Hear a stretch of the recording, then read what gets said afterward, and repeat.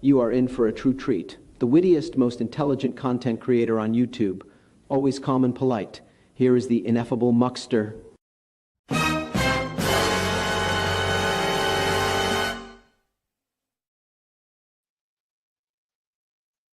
Well, hello. So today is Friday. Let's see if the old interwebs will let me do my weekly news. Let me see about this camera a little bit. Oh, I look much better. Anyway, we got us the journal for August 15, 2025. It's a Friday. The stars of the week are going to be PO golfers. Okay. But first, let's get serious. Okay, we got here fireman staff in coal country. And we have a picture of what obviously a couple of experienced coal miners. I can't see what that's looking like. But anyway, in other words, it's dorks in hard hats who look like they've never been around the honest day's work in their life. Let's see, U.S. Senator John Fetterman is known for his casual dress. You know, I know what you're all thinking, but you know, this is 2025. A man can wear a dress if he wants to. All right? So just, I don't want to hear it. Usually a hoodie and shorts, and so two of the Senate. No, wait a minute. God, this is the first thing I'm reading already. I'm annoyed at the ridiculousness of this newspaper. He's known for his casual dress, and so two of his staffers were right at home here in Phillipsburg when they hung out with some coal miners. I don't, you know, to say it politely, the fuck? He likes to wear casual clothes, so hey, his staffers hang out in coal country. Anyway, that's enough of that. Let's see what this one is. Community leaders wowed at Rustic Ridge Farm. Legislators discuss food insecurity, agriculture education. GT, my favorite congressman, the coward, Glenn Thompson, calls the farm the Disney World of Moshannon Valley. Community comes together to support working families. Now, I know most of my vast listeners here are not from the area, so let me just explain to you. In order to be named the Disney World of Moshannon Valley, you could pretty much put like an old carousel horse in your front yard. And that would be, you know, big excitement around here.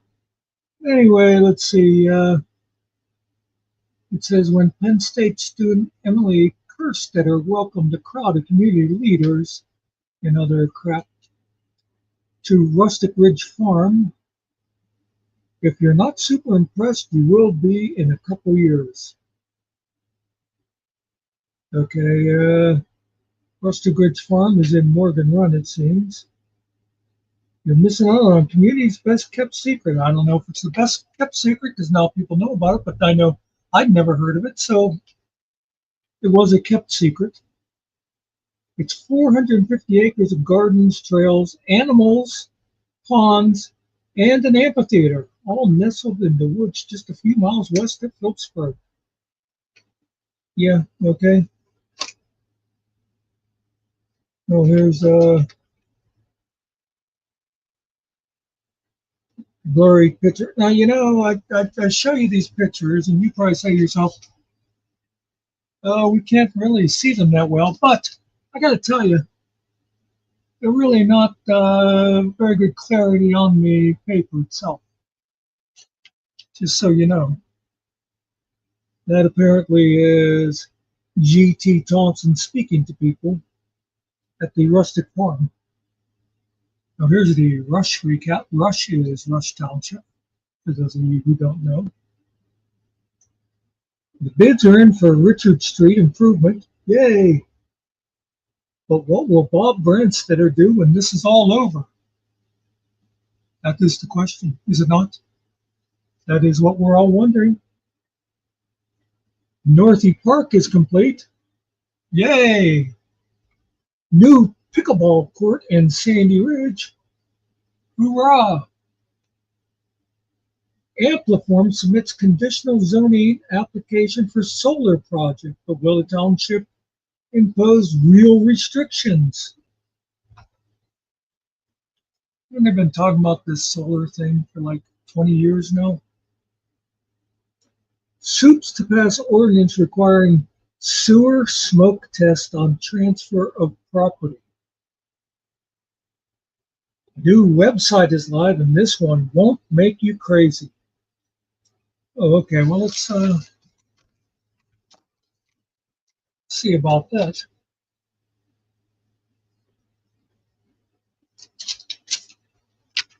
Let's see.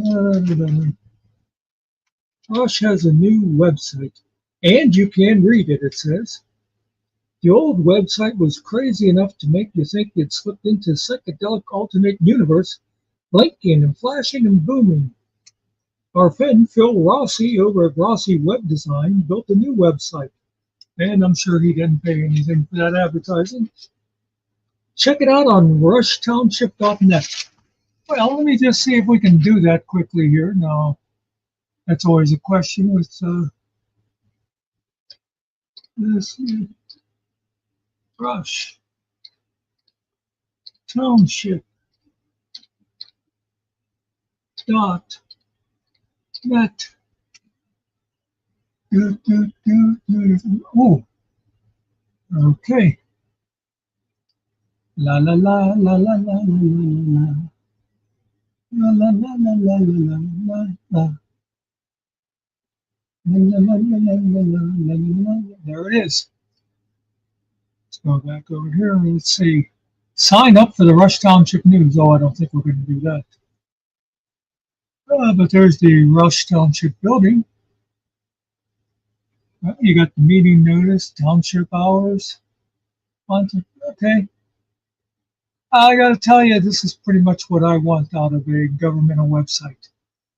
Just give us the important stuff. You know, there's so many times I'll go to a website, especially a lot of like local businesses, and you'll go to their site because you want to like get the phone number so you can call in an order, or you want to get the address or whatever it is, and they hide that shit. That kind of shit should be right on the front page. Put that stuff out there, and then you can have other pages of more information and pictures and all that. Okay, that's all I'm saying. We got scenes from Sandy Ridge Homecoming. There's some, let's get rid of Rush Township. Sandy Ridge is in Rush Township, by the way, so we've got a theme going on here. But if you can see them, there's some pictures from that parade. By the way, Osceola's having another parade sometime this weekend. I'm not sure. I guess maybe it's tomorrow. It's the Central District Firemen's Convention. So we've got a bunch of drunken firemen in town this weekend. They'll be having a parade. I gotta tell you, the Central District Firemen's Association was formed. Here we go. It's history time, boys and girls. It was formed in 1793. And it was formed right here in Osceola. There were 18 companies represented. And those 18 companies, which were, what the hell's the word I wanted? Anyway, they were made up of 14 different people. And between the 18 companies, they had 3 fire trucks, actually wagons. And they all decided, hey, let's get together and have a convention. And it's like, well, that's going to be a lot of drunken firemen. Are we sure we want to inflict that on a town? And they said, you know what? Let's go to Osceola because we can't really do much damage there. I mean, we could burn the town down. That'd only be like $50. So that's how it all started, right here in good old Osceola. And it's back again this year. And I wouldn't lie to you. Okay, we have some obituaries. Michael Sidoric, 1926. Historics have been around here for a long time. We have Mary Susan David, born in 1936. Mary Jane Hollis, born in 1930. Now, some of you will hear that and say, is that Jane Hollis? No, it isn't.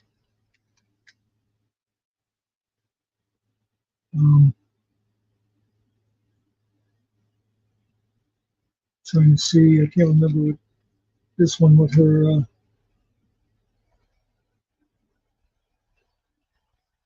husband's name was.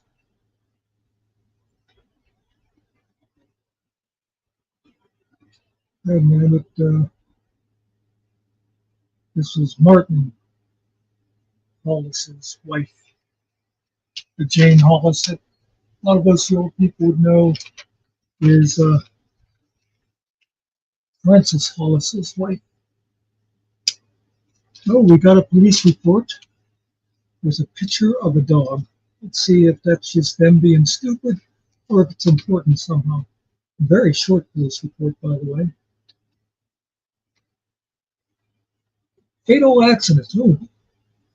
Logan Hollaball, 25, was killed in a single vehicle crash along Old Turnpike Road in Morris Township on August 8th. Hollaball was a passenger. State police have not identified the driver. So I'm going to take from that the driver fled. No parking. How about no stealing? The 17-year-old Phillipsburg boy and the 15-year-old Osceola boy were cited with disorderly conduct after removing a no parking sign from Osceola Mills Borough. Now, let me just say to you kids out there, it is against the law to remove any sort of traffic sign or anything like that. And you should be ashamed of yourselves because good little boys would know you want to do that at 3 o'clock in the morning wearing dark clothes and preferably a mask and have a lookout so that you can run if anybody comes along. I mean, this is just, you're caught stealing a no parking sign. Oh, wait a minute, this was in Osceola? Yeah. Not even sure where there are no parking signs in Osceola, but yeah. I'm just saying, kids, be smarter next time. My dorm room in Pittsburgh was decorated with all sorts of signs. This is all past the statute of limitations, so I can say so. I mean, there was, speed limits and street signs and bridge closed and all sorts of things like that. And none of us were ever arrested because we were smart kids. Kids today, the hell's the matter with you? Getting caught taking a no parking sign. I mean, that's just amateur hour. No parking is like, it's like, the least of the signs, You want to sign, you want to prove yourselves and have a cool room. you need one of those great big signs that says, like, Kernsville, 5 miles ahead, that's on the side of an overpass or something, arrested for no parking. Kids today, I'll tell you. You know what it is? It's because they're all shooting the marijuana and listening to rock and roll music with their, Boy George and all that crazy new stuff. Back to this. Numerous arrest warrants. Matthew Mills, 35 of Rock Run, was taken into custody for DUI, drug possession, and numerous arrest warrants in Morris Township. Okay. That's all they got for police. Let's see, we have happenings. There's the Glen Hope Community Day. That's August 23. Summer Beach Party on the 16th, which is tomorrow. That's out at Black and Shannon. They actually have a beach out there, as far as I know. Shoe Bank. So if you keep your shoes in the bank, how do you collect interest? Do they give you like laces? Shoe Bank, West Branch area Shoe Bank will be open Saturday the 16th from 9 to 11 at the Morrisville Bible Church. Phillipsburg Amateur Radio Association meeting will be held on Tuesday the 19th. Is that still a big thing, ham radio? You think the internet would kind of be putting them out of business? The whole thing about ham radios back in like the 1800s is people would sit there and they could talk to people all over the world. I remember my one teacher in electronics school was big on ham radio. And he had all these postcards because you talk to somebody, like in Japan, and then they would exchange postcards, what they would say like their radio station number and stuff. And so he had postcards. He had one from I think it was the King of Morocco that he talked to the one night. But now, these ways it's such a big deal because now you can talk to people live on camera anywhere in the world. But apparently there's still people out there. Now I'll tell you another thing about teacher. One time there was a tornado out in Ohio, and he and his ham radio group went out to do emergency communications because like all the phone lines were down and stuff. And this is that back in the days before cell phones. I don't know if they'd have still been working anyway. But they were set up in a tent. There was like, I think 20 guys with radios. And they had emergency generators and stuff. And people would come and they'd say, can you contact my sister in Oklahoma and let her know that we're safe? And just stuff like that. And so then they would get on their radio and they'd find somebody in Oklahoma and say, contact, so-and-so in Tulsa and let them know that so they're all safe and staying in a shelter or whatever it be, But anyway, their tent was set up right next to the Red Cross's tent. And a bunch of their radios went down. They couldn't figure out. They lost power. And here, some people from the Red Cross had unplugged the radios so they could plug in their coffee makers. I mean, they weren't even thinking. I mean, obviously, they wanted to have power for their coffee and stuff. But then the other thing is, too, so Then when some of the guys went to see about getting some coffee, as they're there doing these emergency communications, and the Red Cross said, sure, it's 50 cents a cup or whatever. And you're like, you're charging people for the damn emergency coffee. So instead, this guy and one of the other guys, they went down the road till they found a place, I think it was a McDonald's, if I remember correctly, that had power. So I thought, if we're going to pay someone for coffee, we're going to go pay a business. And they went in and told the guy what they were doing. And now I think of it, it was like it was a donut shop, because not only did the guy give them two of those big coffee urns to take back with them, but he gave them a couple of racks of donuts, all for free. He said, just bring the urns back when you're done or when you need a refill. So that's kind of nice to know that there's people out there that aren't total assholes. Where were we here? We had radio. We got Patriot Day. Okay. Yep, that is what it says, Patriot Day. September 7th, at Christ the King Patriot Day in Hootsdale. Okay, no idea what that is. We got the Mid-State Airport fly-in breakfast and luncheon. Yeah, okay. Over here we got a picture. It says P.O. Freshman Summits Mount Fuji.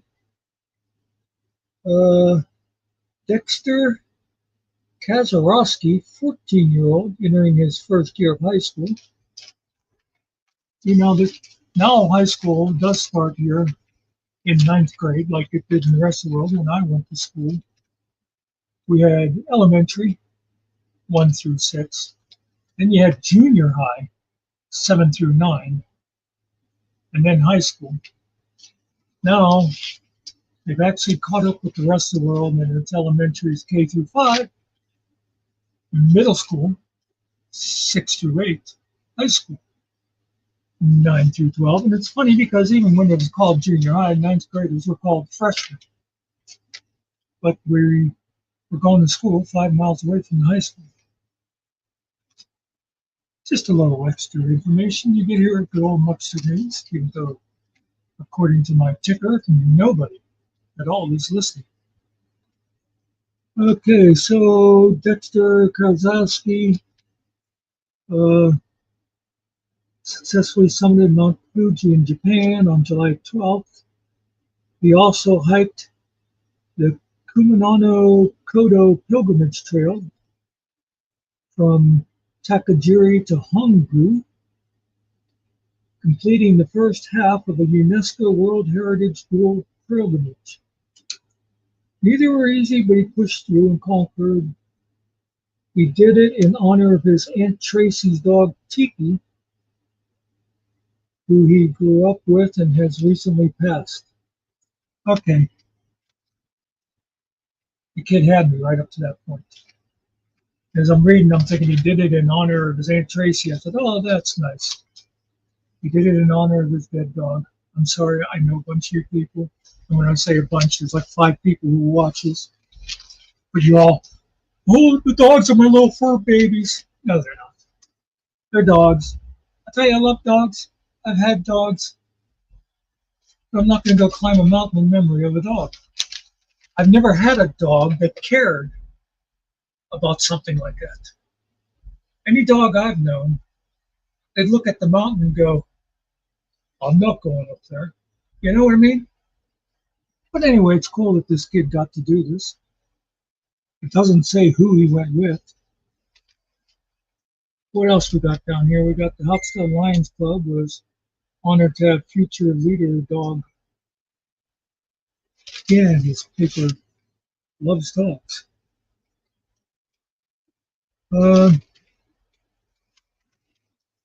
Must be more newspaper left, right?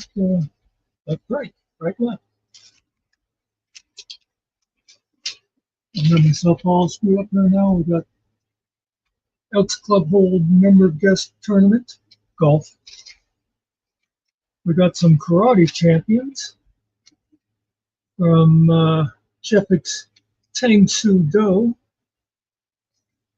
They recently competed in World Tang Soo Do. Let's see, you see them here? That's local karate kids. Rock and Ruthless bring home awards from a tattoo expo. Hey, local tattoo parlor. By the way, congratulations to young Dick Yarger. And when I say young Dick Yarger, he's like, I don't know, 50-something now. He's always young Dick because his father was old Dick. But anyway, he got national award at a car show recently, and it's not his first one. Okay. Now we got our stars of the week. On the front it said PO golfers. This is Maddox, Hampton, and Jake Lewis. And they really did well at the Happy Valley Invitational. Yeah, okay. Memory Lane, for the first time in 3 years, it does not have a picture of a drag line. It has a couple of people in an old blurry. Oh my God, there's a drag line underneath it. Was an Arizona lane. We come over the past few weeks investigating Marion walking drag. It's about the drag line again. Jeez, I don't know if you'll be able to see this, but I saw that top picture there that says Marion, and then underneath there's a damn drag line again. These people, they are obsessed with drag lines and dogs. I don't get it. Well, but this newspaper is delivered free once a week, so what do you want for nothing? Okay, let's check out the hometown groceries this week. Hey, that reminds me, I have some watermelon in the refrigerator. Okay, let's see. You can get a whole ribeye for $8 a pound. And get yourself spare ribs for $2.39 a pound. Powerade sports drinks for $4.88 8-pack, it looks like. Coke products, 4 6-packs for $13. Jif peanut butter, 2 for $5. I swear. Yeah, even there's muffins, buy one, get one free. I think this is all like the same stuff they had on sale last week. You get little Debbie snacks, 4 for $10. Anyway, that's the news we got for this week. If you want to call it news, remember, if you live in Osceola and you hear a bunch of fire sirens, don't get excited. It's probably just drunken firemen this weekend. And that's the way it is. Oh, wait, the next guy's going to say that. Yeah. Thanks for watching this, if you actually did watch this. And that's the way it is. Well, that was disappointing.